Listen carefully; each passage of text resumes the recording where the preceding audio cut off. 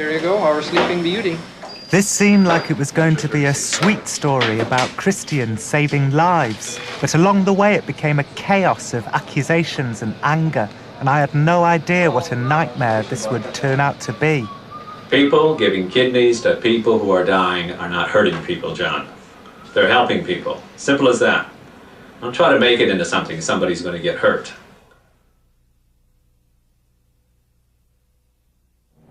This story starts 2 years ago with a news report about an abduction of a child.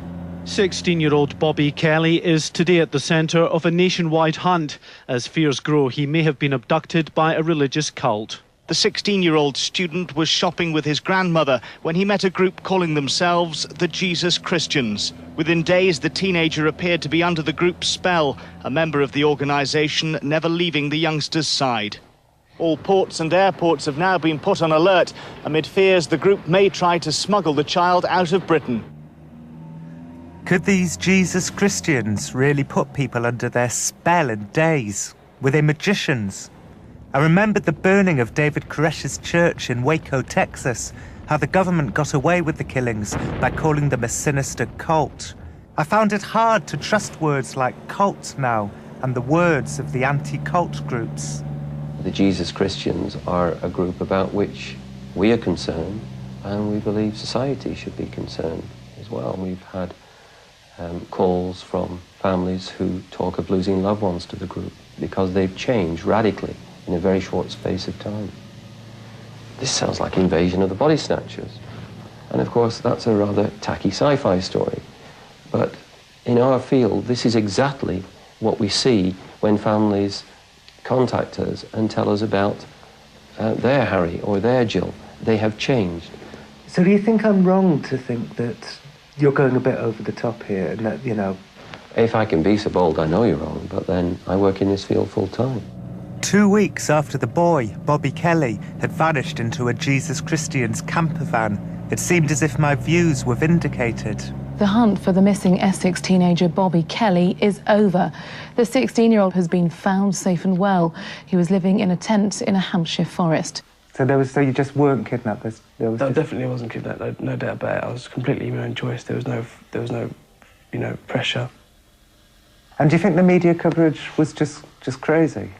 Yeah, I think it was absolutely stupid and silly and just over the top, big time. I was the only journalist to write kindly about the Jesus Christians at the time, and they were grateful. Now, 2 years later, their leader, Dave McKay, has emailed me to ask if I want an exclusive on a secret. He says it will grab the headlines. I agree. Oh, what's concerning you? Dave lives in Australia. Here he is at Heathrow, meeting his London followers and meeting me for the first time. I saw the camera, I didn't see you. Somehow I pictured you being older. This is when I hear about the secret. I think it was Dave to begin with. He'd seen a movie or something on a plane and came up with this idea. Yeah, sounds like a great idea, I'd like to do it. It sounded interesting, but it sounded scary.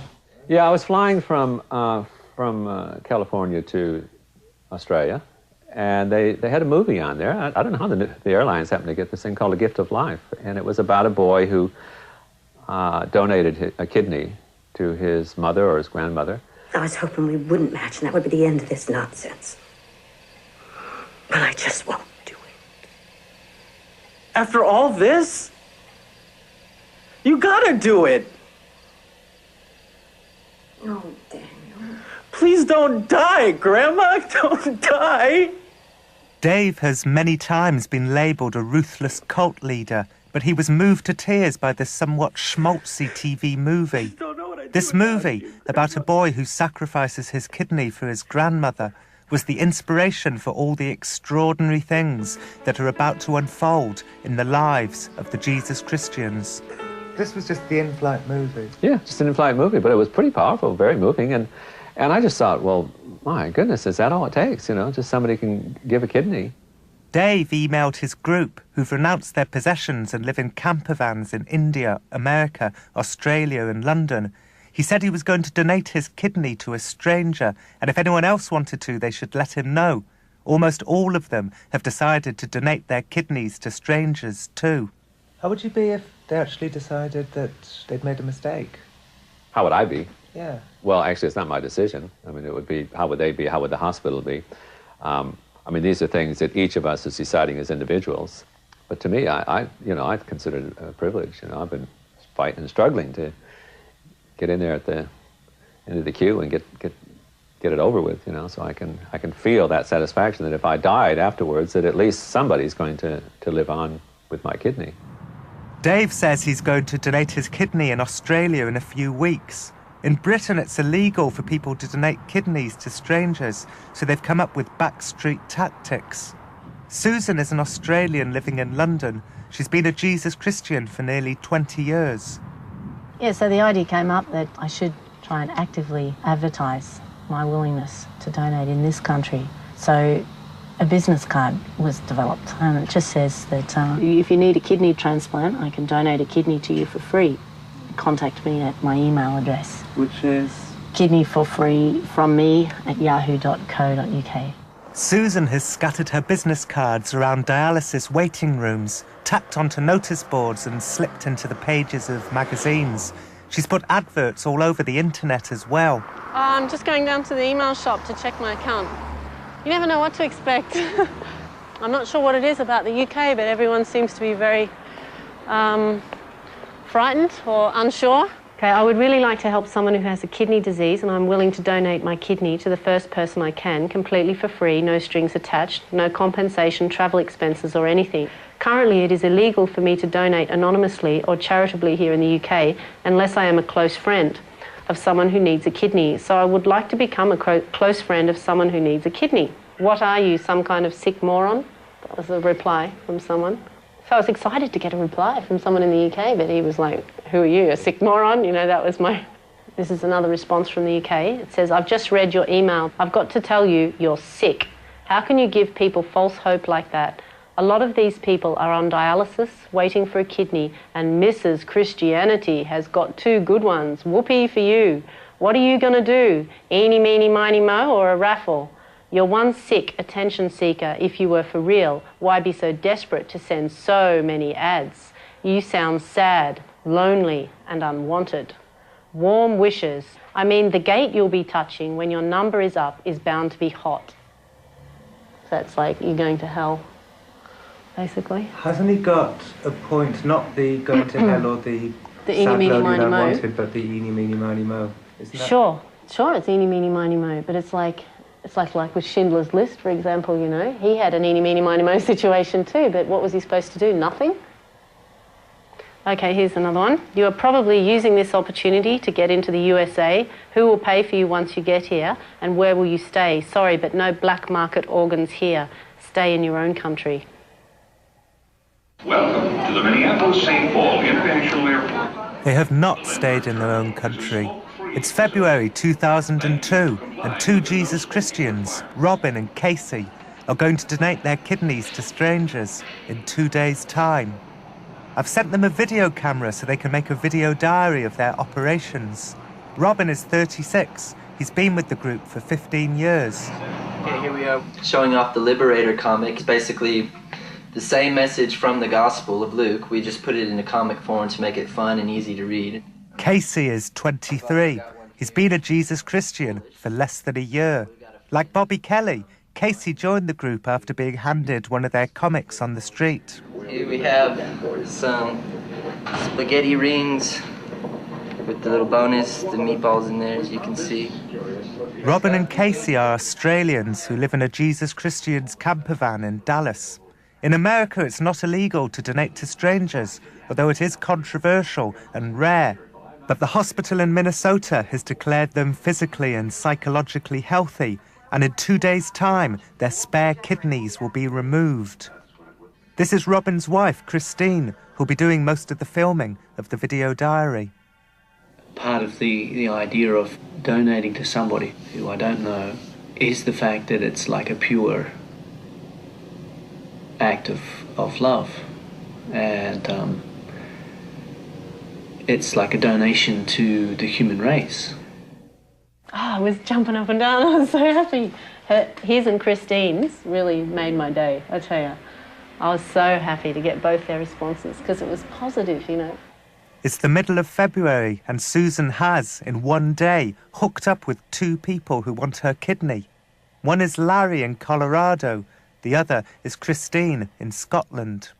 Initially, I kept thanking her and there was gratitude, and she feels that she's doing something that is necessary for her to do. Did she explain why? She told me with her little Christian sect that they basically believe if you have something that you don't need to sustain your life, and you can give it to someone else and it will help them sustain their life, whatever that might be. Jesus Christ. Try one lane. You should give it to them for their benefit, for their youth. When I first got the initial email, I thought, nutter. I must admit, there is a bit of me still a bit. There's got to be some sort of catch here, but as yet I've not sussed it out. And I don't believe there is one, just maybe my untrusting nature. She doesn't seem like a crazy off her head person. She seems quite a normal, sane person, so she obviously knows what she's doing. She's not been brainwashed as far as you can make out. If that's what she believes, everyone's got entitled to their own beliefs, haven't they? What is the group called? Does it have a name? The Jesus Christians. Yeah, it doesn't. They've never been that successful because, you know, it's not like the most fun religious cult to be in. You know, they don't. It doesn't sound like you've got to give a bit of your body away to join it. We're throwing away $201 notes in less than 10 minutes' time. You can keep as many notes as you can catch. The Jesus Christians have been renouncing their possessions since Dave formed them in Australia in the 1970s. We threw money away, for example. We'd save up until we had a few $100s and then, you know, make paper airplanes out of them or something and throw them away. About this idea of giving away free money? I think that's shocking too, as far as children are concerned. Why? Well, but I mean, if their parents can't afford to, why should you have children in here jumping in the water? Sydney, go to hell might not sound like a very religious message, but it's come from a group describing itself as Christian. The group's been trying to show Sydney what it claims is a better way of living, but now it's giving up because apparently Sydney people just don't want to know about them. Our job is simply to tell them what Jesus said. The people in Sydney have heard, and because they've heard, they're now responsible. If they go to hell, that's their fault, not ours. Group members have spent the last few days plastering thousands of posters around the city. Again, the message is clear. The group left Sydney and dispersed to America, India and London. In 20 years, Dave has only managed to attract 40 members. I just, assumed when we started out that, a movement's going to get going here. I mean, everybody else does that. They get movements, But I think because we refuse to sort of cheat on the rules, we refuse to sweeten it up. And on the rare occasions when they do attract a new member, there is usually very bad press. Didn't they say that you can brainwash people within hours? Yeah, I wish I could. I mean, that'd be great. So maybe you'd have more members. Yeah. I mean, we got to be the worst brainwashers in the world with the slow growth rate that we have.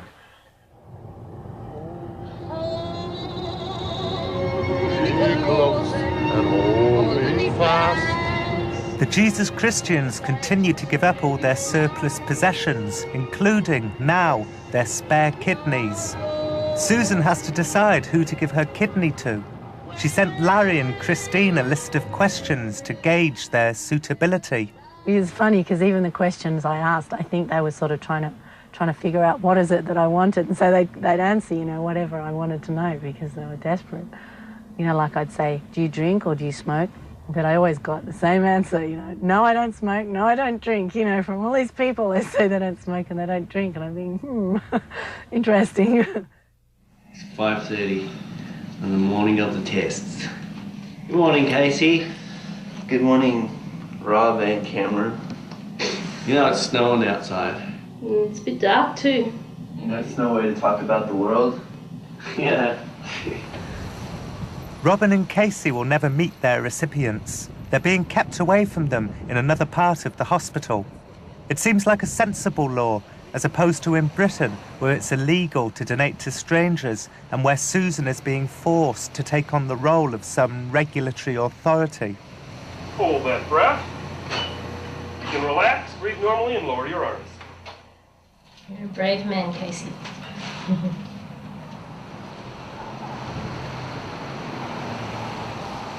What do you think the media response to this is going to be when the story gets out? I think we'll be the kidney cult for sure, you know, that we're chopping people up and selling them for spare parts. I mean, that's just from Bobby Kelly. I could believe that they're capable of writing anything. I'm just about to mix up a substance which is called Go Lightly. It's a laxative. Casey and I are supposed to take this as a preparation for the operation tomorrow.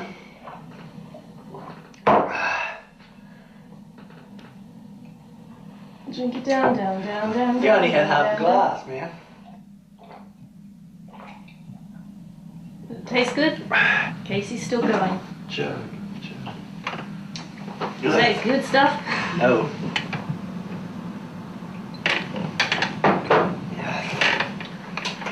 No, it's dripping. It's really bad. We'll get there, buddy. I feel like I'm defiling myself or something. Back in England, Dave told me about a woman called Anita Foster. She's trying to expose Dave in the British media as an evil and dangerous cult leader. The strange thing is, Anita Foster doesn't exist. Anita Foster is Dave. Yeah, there's this fictitious woman called Anita Foster who's been sending a few emails to various people in preparation for this, yeah. She's posing as a mother of a member that doesn't exist. Dave, writing under the pseudonym Anita Foster, has been emailing anti-cult groups implying that Dave has been coercing his members into selling their body parts on the black market. Dave hopes the tabloids will go into a frenzy, and then I'll come along and make the tabloids look stupid by writing a newspaper article which reveals the true story of the Jesus Christians' remarkable philanthropy. It seems like a crazy plan to me. Give the tabloids a week to go for it and then just refuse to comment. That'll be hard for a week, you know, because everyone will think the worst. But, I mean, this is, again, part of the whole media thing. If we don't speak, then it makes the message that much more significant when we do speak, you see. So why have you decided upon me as being the well, you did the one... I could be like, you know, as like the kind of tabloid frenzy cleaner-upper. Well, I hope not, John. But we got a good story from you before. And, you know, so your record speaks for it. But also I prayed about it, and I felt like God was saying to trust you. But what if the theoretical frenzy meant that all the donations that still hadn't happened are somehow stopped, that you become such a sinister cult that nobody wants your kidneys anymore? Yeah, well, we've considered that, and I think actually the biggest concern that we have as Christians is just simply to get the message out, okay? Donating kidneys is for us actually a fairly minor sort of a thing. But it's a big deal for the recipients. Yeah, certainly it is. You having last-minute doubts? No doubts, just trying to stay open to whatever God wants.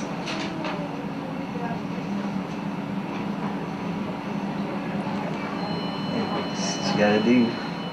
Like a lot of people pray to God for like a miracle, specifically relating to kidney failure, kidney disease, and then kidney donations as well. When all it takes is just for someone to step forward and say, "Okay, I'll give," and that's the miracle, you know. Yeah, so we can make a miracle happen. All right, this is Casey calling his mother shortly before the surgery. Just waiting for her to answer. How are you doing today? Very good. So this is Casey, half an hour after the surgery.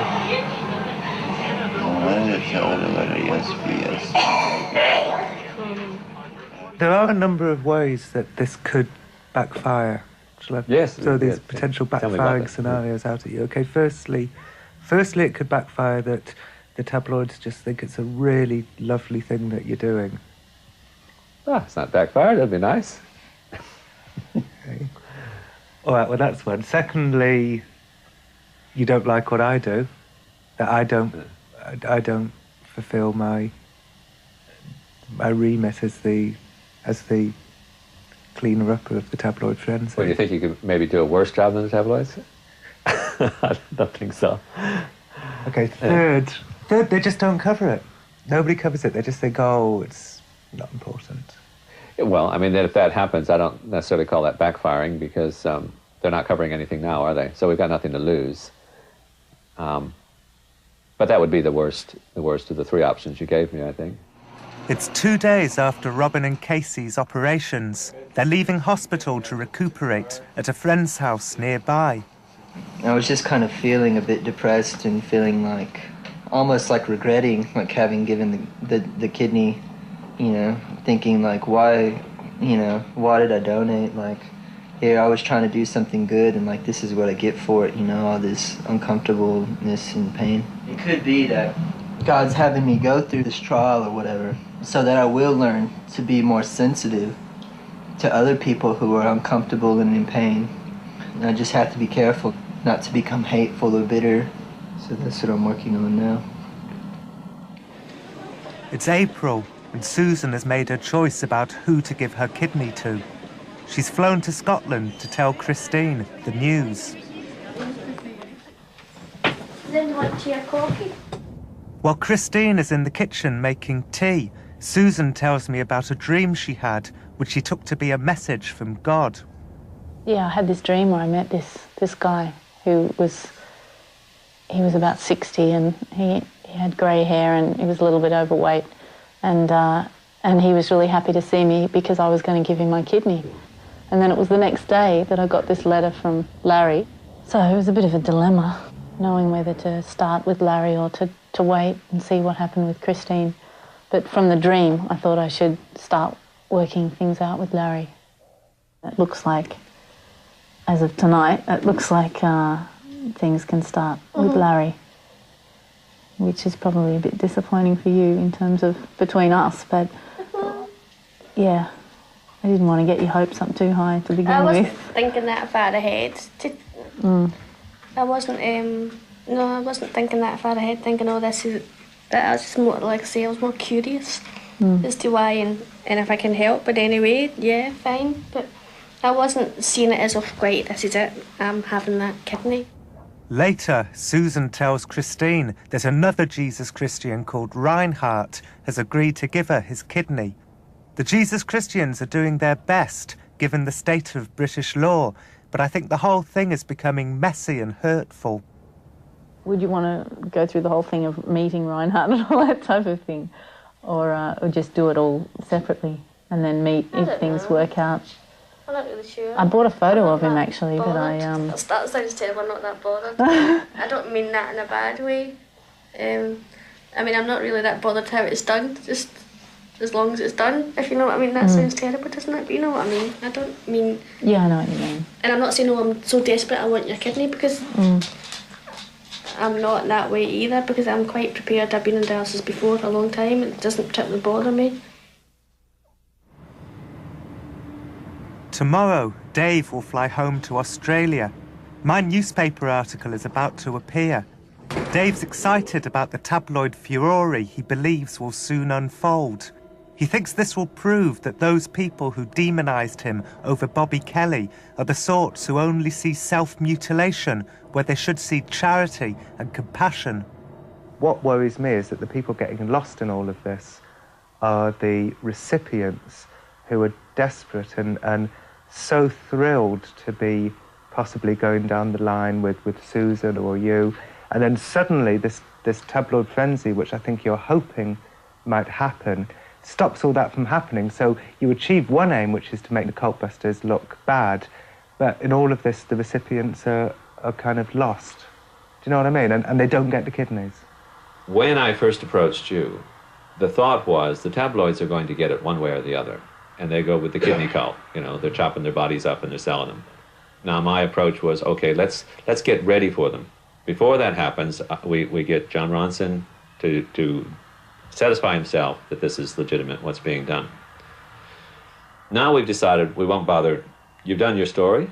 We won't bother doing the tabloids. If the tabloids decide to come in afterwards, they decide to come in afterwards. But it's not a case now where we're hoping the tabloids will write something, except for one thing. Now, I still feel a little bit guilty.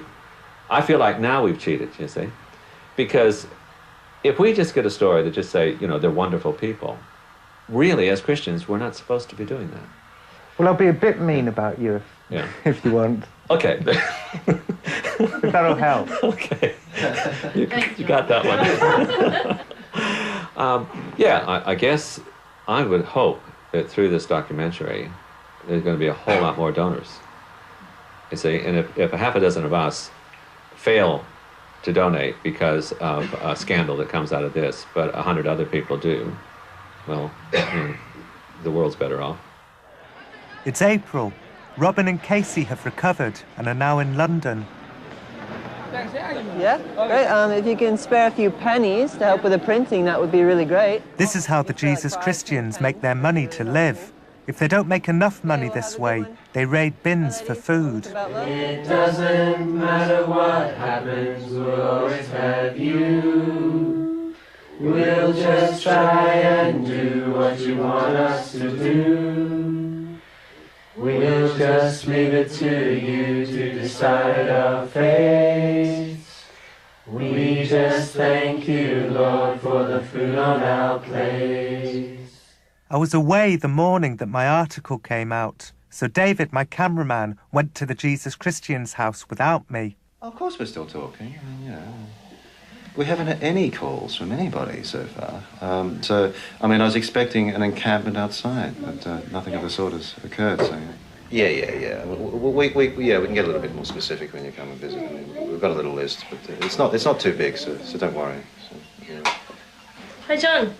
I just wanted to point out to you that it was a shame you didn't watch the video before you wrote the story about Casey supposedly having regrets. Casey was a little upset that I'd written about his brief regrets after the operation. He said it was like accusing a woman in labour of regretting that she got pregnant. But he wasn't as angry as Dave. It was Anita Foster's fault. Dave thought I should never have mentioned her. Dave sent me a video message. You brought this Anita Foster thing in as though this was the big issue. How was it you put it? I was trying through some Machiavellian plot to control the media. And you said, I begin to think of the story that has been handed to me as a poisoned chalice. I feel queasy about the decision Susan has to make. And I feel queasy about Casey. So why did you write the story? It was your poison chalice, and you drank it with gusto. No tabloid frenzy ensued, only an article in a local paper called the Catford News Shopper. Dave emailed to tell me he was pulling the plug on the filming.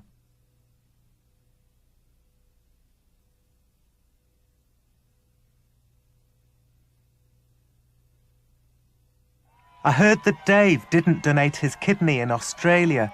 He said there were problems with hospital bureaucracy. Instead, he drove across country to Woomera to protest against the detention of the asylum seekers. He stayed there for 5 months. Although the filming was over, Dave sent me many emails in the months that followed, and then a video message in which he explained to me my faults. It occurs to me, Dave has scheduled the leak for mid-March, after Robin and Casey's operations, but before he, Susan, and the other Jesus Christians will have time to give their kidneys. Will the tabloid frenzy, if it occurs, scupper these plans? What if you become known as such a sinister cult that nobody wants your kidneys anymore? I ask him. Then you go on to include a quote from me that gives the impression that I'm saying, oh, so what? No big loss. Now, if you were not trying to imply that we were up to some scheme to get out of giving a kidney, what were you trying to imply? Simple as that. Every day for months, I'd wake up to find scathing emails from Dave. They began to chip away at my sanity. I knew I hadn't accused Dave of trying to weasel out of giving his kidney, but I began to think maybe I had.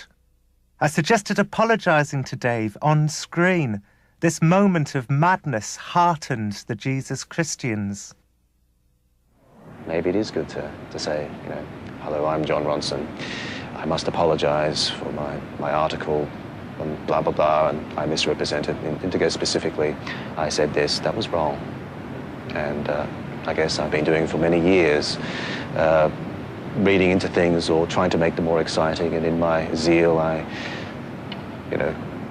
misrepresented a few things, and I apologise. And I think Dave, he was extremely patient in going through the issues, and I was just marvelling at the amount of time he was putting into the whole situation. Well, it certainly took many emails from Dave for me to see the error of my ways. Yeah, I think that was worth it. A few weeks later, I got an email from a woman called Liesl. She wrote that her daughter and grandchildren had joined Dave McKay's cult. She said she feared for their lives. When I got this email, I thought Liesl didn't exist. I thought it was Dave testing me. In fact, I only knew for sure that it wasn't a trap when Liesl came through the revolving doors of this hotel in Chicago. Hi. Very nice to meet you. Liesl ran a restaurant in Florida with her daughter Annette. One day, she says, Annette just vanished with her children after meeting a Jesus Christian called Paul. She took a Greyhound bus with a post office box as the only address. She just vanished one day. And she came, and I was so distressed. On that day, I couldn't even say goodbye to her. I was totally choked up. Liesl was scared and out of her depth. She wanted to find something out about the group, so she emailed Dave. I gave myself another name because I didn't want whoever the leader was to know that I was connected to Annette. So I called myself Megan Smith. And I wrote to him. I just said, what do I have to do to join your group? How long do people usually stay in your service? Do they all live together in a house or houses? Are there children? How many and who educates them? I have many more questions, but that's enough for today. Thank you very much for your attention. Yours sincerely, Megan Smith.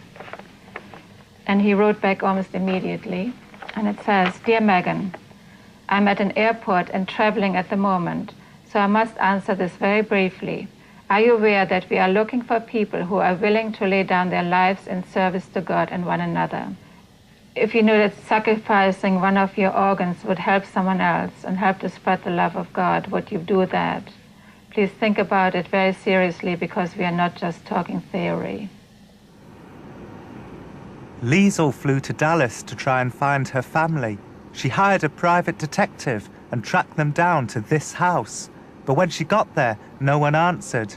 She believes Dave was keeping her family away from her. And when I got back from Dallas, I had an email on my machine which said, Hi Megan, I'm so sorry that I missed you while you were in Dallas. How are things at the restaurant? It's been quite some time since I heard from you. Dave McKay for Jesus Christians. It's very spooky. I was totally freaked out when I got this, because then I knew that he knew I was in Dallas and he wouldn't let me see my children. I'm a 61-year-old woman. I run all over the place there. I spent 4 days there. I got one more email after that where he said I was stalking them. There really needs to be ground for such stalking, and I do not think that you have presented any. He calls my visit to Dallas stalking. That's the three of them, Anna, Jessica, and Tyler. I think it's impossible to be objective about the kidneys. Your opinion changes in relation to the way Dave chooses to take hold of your life. Liesl's life has been shattered, so she can see little good in it. It's like, there's no real plan. Like this kidney thing came to him suddenly. So there's not really any plan for the future, I feel. He can come up with something tomorrow that's going to be more dangerous than what he's doing today. And everyone will follow him. Dave wouldn't talk about Liesl in a face-to-face interview, but he sent me a message in which he apologized for repeatedly calling her a stalker. But, he said, Annette had joined the group of her own free will and wants to stay with them. Dave sent me an email. He wrote that Christine in Scotland was dying. He said he could instruct one of his members to give her a kidney, but if he did, I'd only accuse him of manipulation. So instead, he wrote, he had decided to let Christine die and let her death be on my conscience. A few days later, he sent me a video message. It's 1:30 in the morning here in Australia. I've just received an urgent telephone call from the UK. It seems that Christine from Scotland has had a turn for the worse, and I have to make a decision immediately if we're going to help her at all. At the moment, the only person who's available in the community to help her out is Reinhard, and he's booked to fly to India tomorrow morning. The problem with Reinhard is that although he's willing to donate, he's not very keen. I could push him into it. I have to make a decision, and there's a life depending upon it. The decision that I make is going to have to take into consideration the repercussions from the media, people like yourself. As you know, we stopped the filming after your article appeared in The Guardian. Amongst other things, I was upset by the fact that you portrayed me as a manipulator, forcing or coercing Casey into doing something that he might later regret. I think that was terribly unfair, both to Casey and to myself. No way did I push him into doing it. I didn't even approach him. It was his idea and he ran with it. And that's why we decided not to cooperate with you. But now after this phone call tonight, I've had to rethink. I'm prepared to go ahead with the documentary, but only on one condition, and that's that you use this video.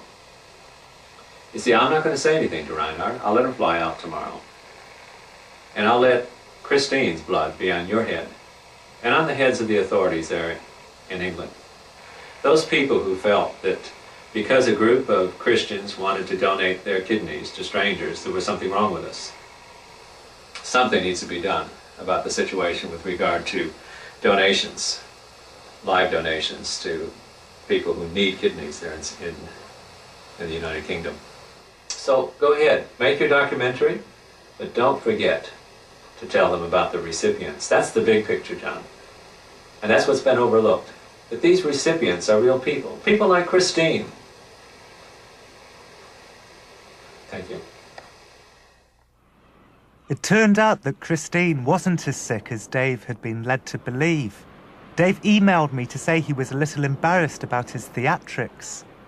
I entered Dave's world a year ago, believing that the anti-cult groups were the crazy ones, comparing Dave to Invasion of the Body Snatchers. But now I thought of Dave that way. Why? Because I really don't like him. How could Dave sit there weighing someone's life in his hands and then blame me? I'd allowed myself to be influenced by Dave. Now I was out of it, I began to dislike him irrationally. I think in the way that former members of sects irrationally resent their leaders after they leave. Well, John has suggested that the opposition that we receive, the Jesus Christians as a community, may be at least partly, if not largely, a result of my personality, that people just find me very difficult to get along with, and that's the reason that the cult image has come up. What do you feel about that? You know me at my worst. You're a very confident person, and people sometimes take exception to that. I think it has more to do with discipline, that in today's world, discipline is a bad thing unless you're in the army or you're studying or you're trying to make money. In any other realm, discipline is considered bad. And now it's Susan's turn to donate. She chose Larry instead of Christine on the basis of a dream, which she took to be a message from God. I'm nervous about meeting Larry. I mean, nervous just about because it's so exciting, I think. Hi. Hello. Hi. Hi. Hi, Daniel. What's cooking, kid? Larry? How are you? Okay. Welcome to Madison, Wisconsin. Yeah. You're a handsome little devil. Thank you. You're welcome.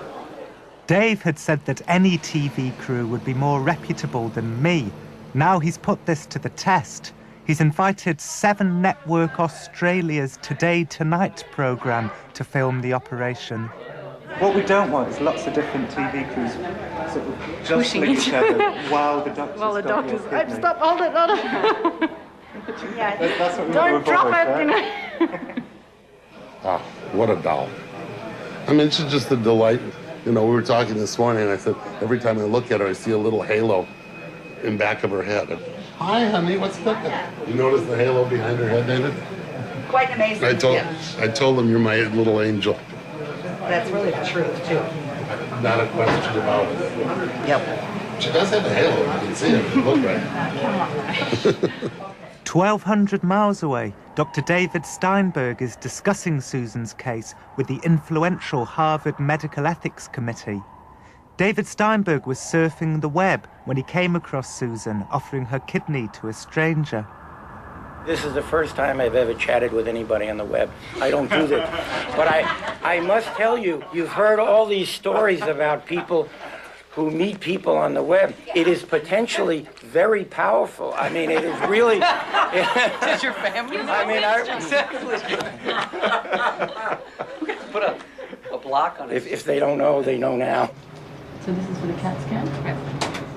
I would like everyone in the room to imagine that you are sufficiently young to donate a kidney. The chances of dying are about 1 in 3,000, and there may be a very small risk in living the rest of your life with only 1 kidney. And the question I'm going to ask is, how many people in this room would donate one of their kidneys to a stranger? So please raise your hand if you would donate one of your kidneys to a stranger.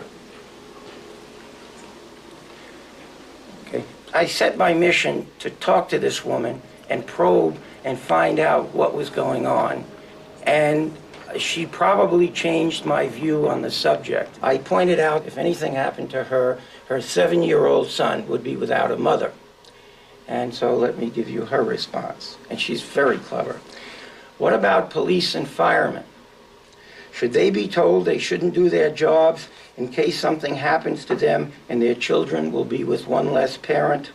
And then she says, my son understands what I'm doing, and he will know for the rest of his life why I died. Religious groups talk about organ donations as the greatest gift of life, the greatest expression of love thy neighbor, and these are very positive incentives for what I would call the fantasy of heroic virtue.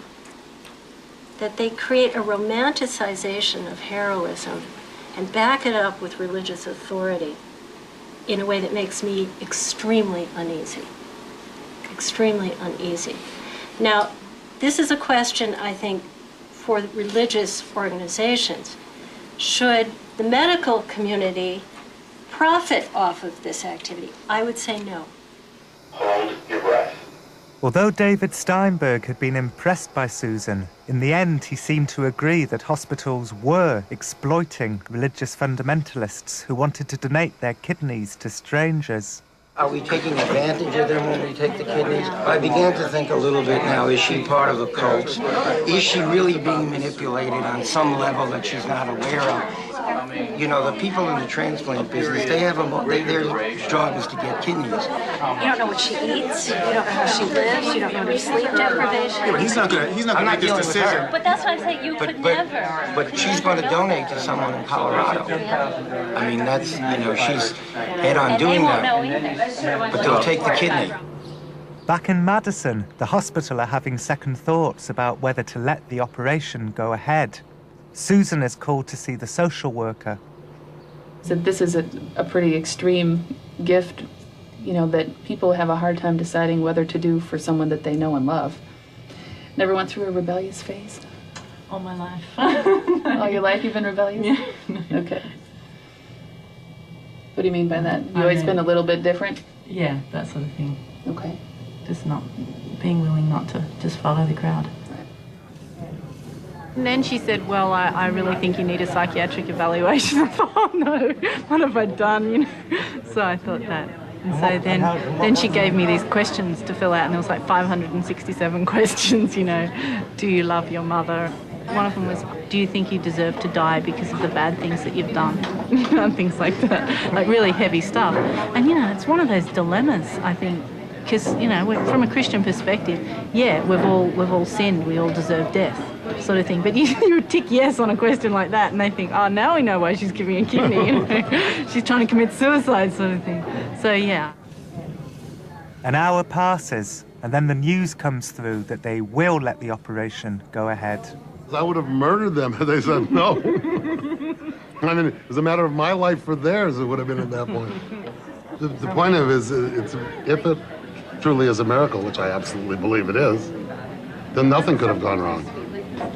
Well, even if something does go wrong, it's still part of the whole picture that we don't have to understand everything.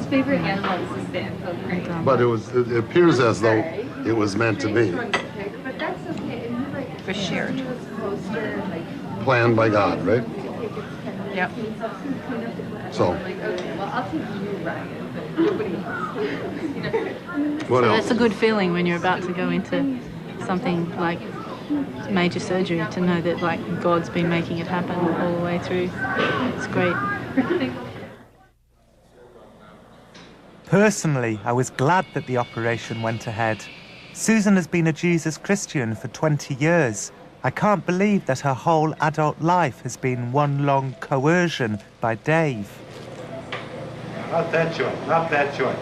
Okay. Not that joint. Much too short. Okay, roll left now, lights on. Box please, gas off.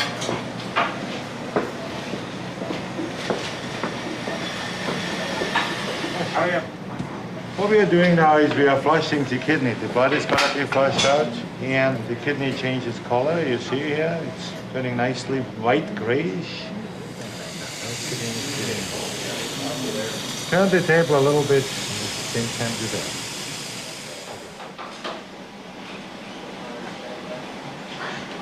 Everything went just fine. There you go, our sleeping beauty. Run through here, and we'll go find my friend Susan. Nobody knew it at the time, but it would turn out that Dave inviting the Australian crew would not be as successful an operation as the transplant. Now to a bizarre cult targeting young Australians. It takes their money and their possessions, then flies them halfway around the world for the ultimate entry fee, the donation of a kidney to a complete stranger. This perfectly healthy Australian woman is about to give a vital body organ to a total stranger. Sounds crazy. Well, not to Susan Ellis's extreme religious group. He's now going into a sort of dangerous area where he's asking his people essentially to mutilate themselves. And if he believes that this is the expression of Christianity, then he's got it wrong. I think he's getting older and he's getting desperate that the world's not hearing him. And it just makes him look really, in some ways, pathetic. Dave dismissed this report as the usual sensationalism. He said Susan's goodness shone through. We've told you this before, but we refer to Susan as our angel. I think an angel is a messenger from God, and sometimes angels can be well received or not so well received. I was thinking a bit about that with regard to what happened, with the Bobby Kelly thing. Just the experience of being hated by what seemed to be everybody. It's sort of an interesting comparison to sort of what's happening now, where there's a lot of positive compliments and things like that from people. Some people do things and then they complain about it, okay? Other people just are thrilled to do it. And those are the people that are the angels. Well, John, there's a lot of people that have been trying to get some dirt on me. This might be your chance to get some of the real thing. It's November 2002. Larry and Susan are doing well. Christine in Scotland is back on dialysis. And Dave is booked in to donate a kidney to a man from California in January 2003.